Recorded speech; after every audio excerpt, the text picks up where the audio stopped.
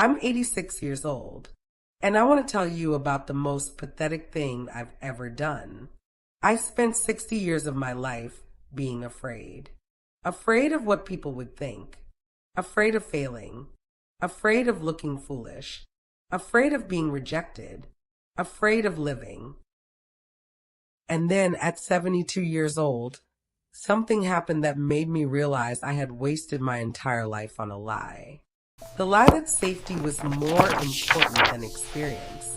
The lie that other people's opinions mattered more than my own happiness. The lie that there would always be more time. My name is Dorothy, and I need to tell you about the 60 years I wasted being terrified of everything, and the 14 years since that have been more alive than all the decades before combined. Let me tell you when I should have learned this lesson. Not at 72, not at 60, not even at 40. I should have learned it on July 3rd, 1962. I was 22 years old. I was working as a secretary at an advertising firm in Manhattan. Just a small job, filing papers, typing memos. But I loved being in that building. I loved watching the creative people work. There was a man who worked there. His name was Michael Chun. He was an art director. Brilliant. Chinese American, which in 1962 New York made him different, made him stand out. He was also the kindest person I'd ever met. We would eat lunch together in the break room. He would show me his sketches, tell me about the campaigns he was working on, and he would ask about me. Really ask. What did I want? What did I dream about? And I had dreams. God, I had dreams. I wanted to write. I wanted to travel. I wanted to see Paris. I wanted to write novels about real people living real lives. But I kept all of that locked inside because that's what you did if you were a girl from Queens in 1962. You got a secretarial job. You married someone respectable. You had children. You were safe. One day in July, Michael came to my desk. He had just gotten assigned to a campaign in Paris. 6 months. And he asked me to come with him, not as his secretary, as his partner. He said he believed in my writing, said he'd seen poems I'd left in the break room trash, said I had a voice that needed to be heard. He said, Dorothy, life is happening. Right now. We can either watch it from the sidelines or we can jump in. I said no. You want to know why I said no? I was afraid. Afraid my parents would disapprove. Afraid people would talk. Afraid I would fail as a writer and prove everyone right who said I wasn't talented. Afraid, afraid, afraid. Michael went to Paris, alone, and I stayed in New York, safe. I married a man named Richard 3 years later. 1965, he's a nice man. Accountant. Stable. Boring as a glass of warm milk. He proposed and I said yes. Not because I loved him, but because I was 25 and my mother kept saying, Dorothy, you're not getting any younger. We had 2 children, Robert and Susan. And you know what? I was a good mother. I love my kids. I kept a clean house. I cooked dinner every night. But inside I was dying. Because every single day I thought about Paris. I thought about Michael. I thought about the poems I never wrote. The dreams I buried.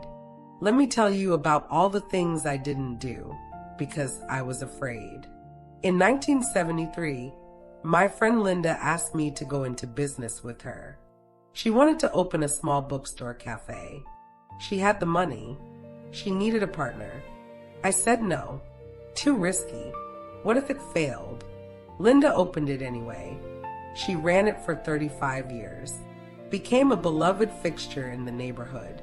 Made a good living doing something she loved. I stayed in my safe, small life. In 1981, my daughter Susan got accepted to Berkeley, California. She was 18. She asked me to drive across the country with her. Make it an adventure. Mother-daughter road trip. I said no.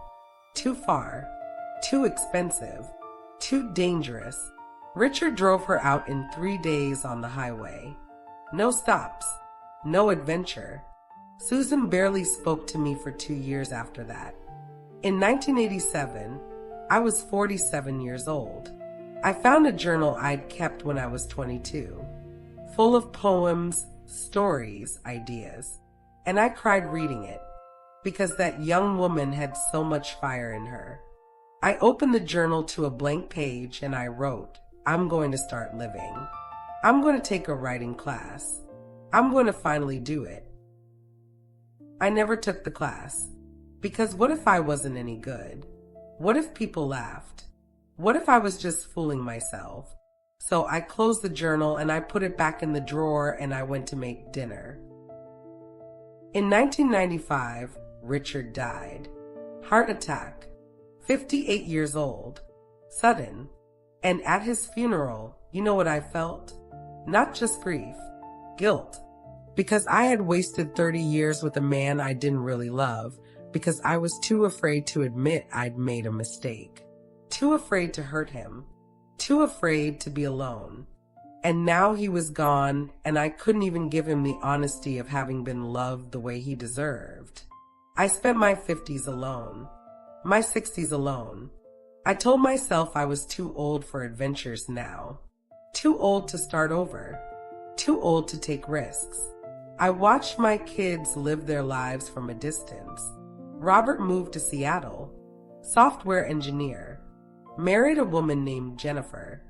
Had 2 kids I barely knew because I was too afraid to fly. Too afraid to get on a plane. Susan became a photographer. Traveled the world. India, Thailand, Argentina. She would send me postcards with pictures of the places she'd been. And I would put them on my refrigerator and cry. Because I could have been the woman who did that. But I chose fear. Every single time. July 3rd, 2010. I was 70 years old. I got a letter in the mail. It was from Michael Chun. After 48 years, he had tracked me down through a mutual friend from the old firm. The letter said, Dear Dorothy, I don't know if you remember me. I don't know if you'll even read this, but I wanted you to know something. I'm dying. Pancreatic cancer. Not much time left. And I've been thinking about my life. The things I did. The things I didn't do. And I wanted to tell you that knowing you, even briefly, changed my life. You had a light in you. A voice that needed to be heard. I went to Paris. I'd built a career. I fell in love, married, had children. I lived a full life. But I've always wondered about you. What you wrote.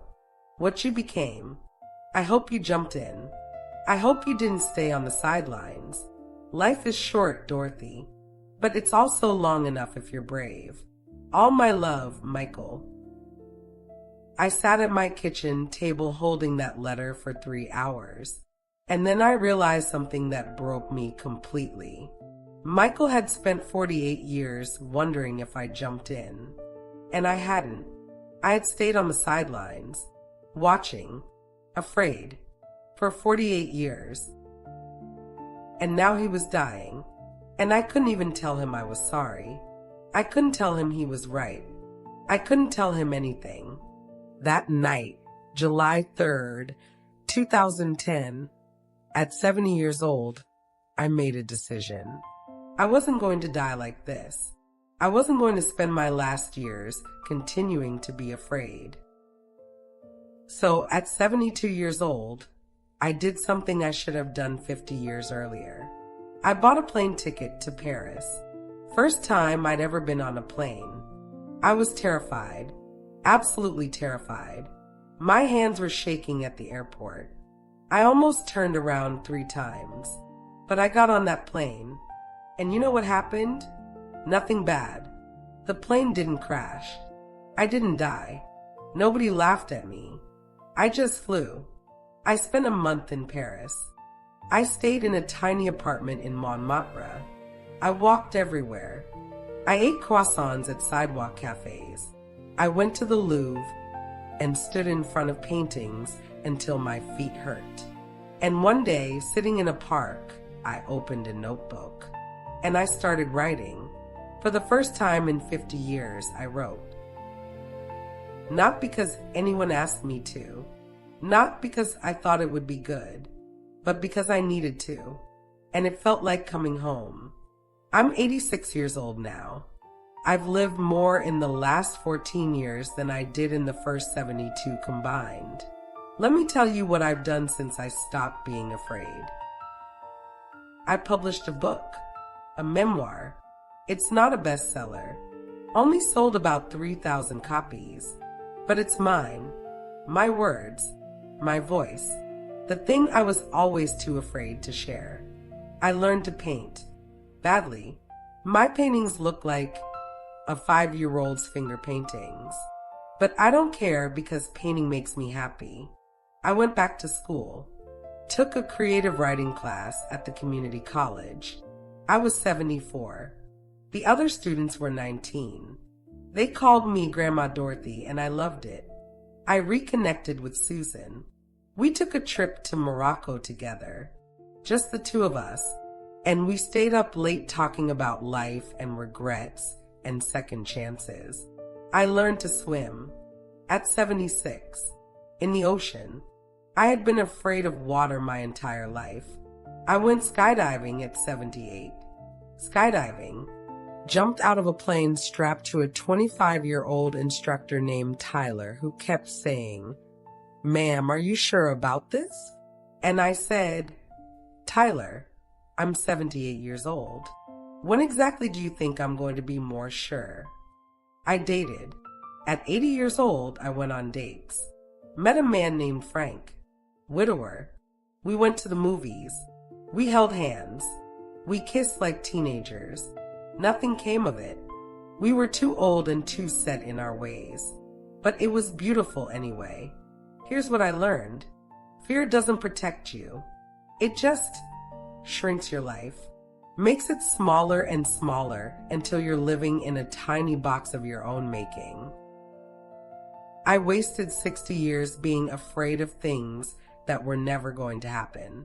I was afraid people would judge me. They didn't. Most people were too busy worrying about their own lives to care about mine. I was afraid I would fail. I did fail at lots of things, and it was fine. Failure didn't kill me. It just taught me things. I was afraid I wasn't good enough. I wasn't. I was average at most things, but that was okay because doing things badly is better than not doing them at all. You know what I'm most afraid of now at 86? Not death. Death is coming whether I'm afraid or not. I'm afraid that I'll meet Michael again, wherever we go after this, and he'll ask me, "Did you jump in?" And I'll have to say, "Not until it was almost too late." I'm telling you this because I see you making the same mistake I made.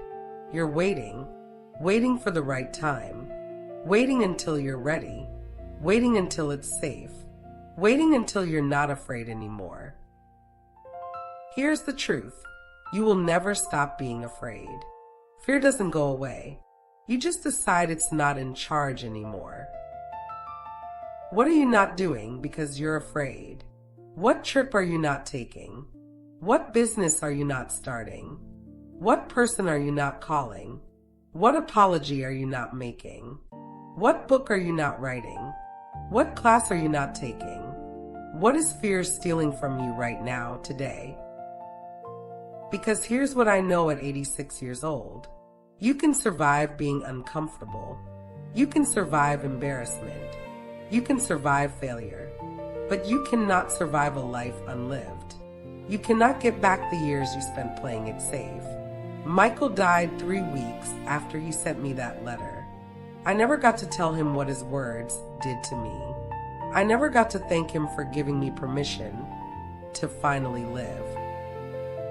But I think about him every day, and I think he'd be proud of the last 14 years. I think he'd say, "Finally, Dorothy. Finally you jumped in." I'm 86 years old. I don't know how much time I have left. Could be a year. Could be 10. But I know this. I will die having finally lived. And I will die knowing that the last chapter of my life was the one I actually chose to write. Don't wait 72 years like I did. Don't wait until you're running out of time to realize that safety is just another word for wasted life. Do the thing that scares you. Today. Not tomorrow. Not next year. Not when you're ready. Today. Because I promise you, you will never feel ready. And that's okay. Do it scared. Do it imperfect. Do it badly. Just do it. The plane is boarding. Are you getting on?